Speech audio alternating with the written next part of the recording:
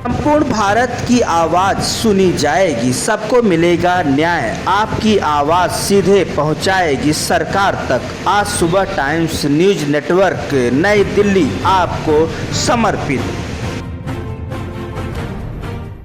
भारत एक ऐसा देश है जहाँ पर हर जगह आध्यात्मिक की बातें होती हैं और आध्यात्मिक के वातावरण मिलते हैं।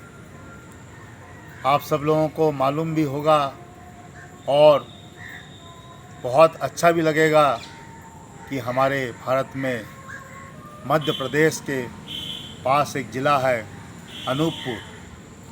अनूपपुर के पास एक जगह है अमरकंटक।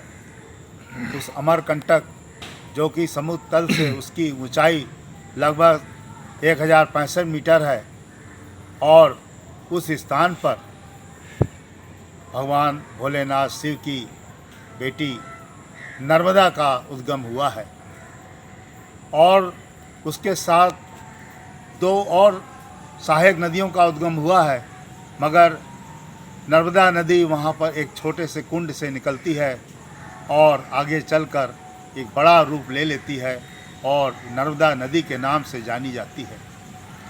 आप सब लोगों को मालूम भी होगा कि नर्मदा नदी में पाया जाने वाला कोई भी पत्थर, कोई भी कण भोलेनाथ के रूप में जाना जाता है, शिव के रूप में पूजा जाता है और उस नर्मदेश्वर को अगर आप कुछ भी प्रसाद चढ़ाएं तो उसे ग्रहण करने में कोई भी बात नहीं होती है, क्योंकि भोलेनाथ का एक नर्मदेश्वर ही ऐसा रूप होता है जो हर तरह से लोगों को प्रसाद ग्रहण करने के लिए स्वीकार करता है। और सबसे बड़ी बात कि वहाँ पर प्राचीन काल की जो मंदिर, जो वहाँ की कलाकृतियाँ दिखाई देती हैं, उससे लगता है कि बहुत ही प्राचीन संस्कृति वहाँ पे विद्यमान है।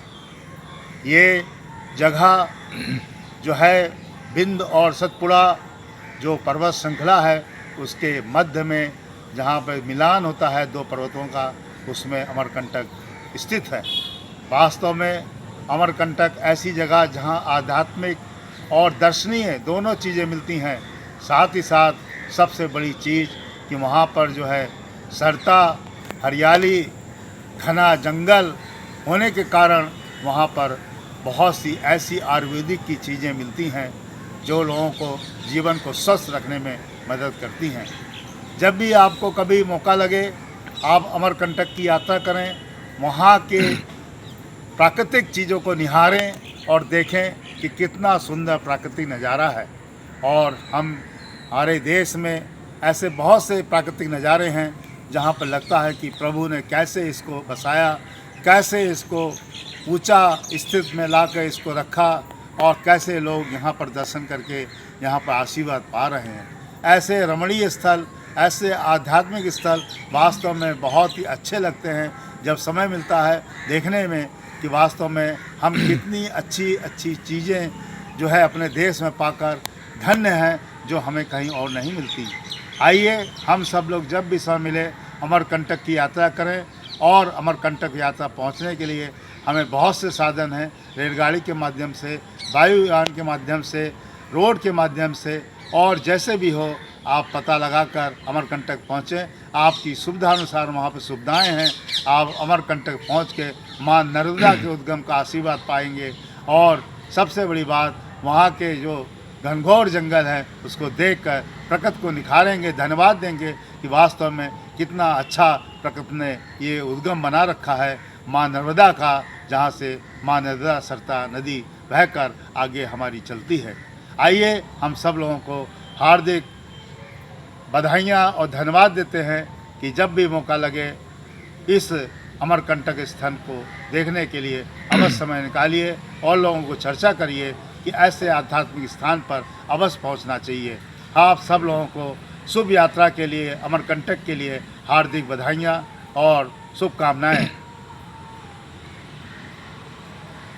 जय हिंद, जय भारत।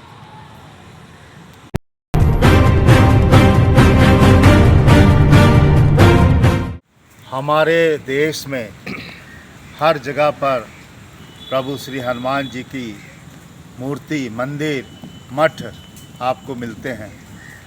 क्यों? उसका कारण है कि प्रभु राम की सेवा में श्री हनुमान जी ने अपना जीवन दिया, अपना समय दिया और आज कलयुग में हर जगह उनको पाया जाता है।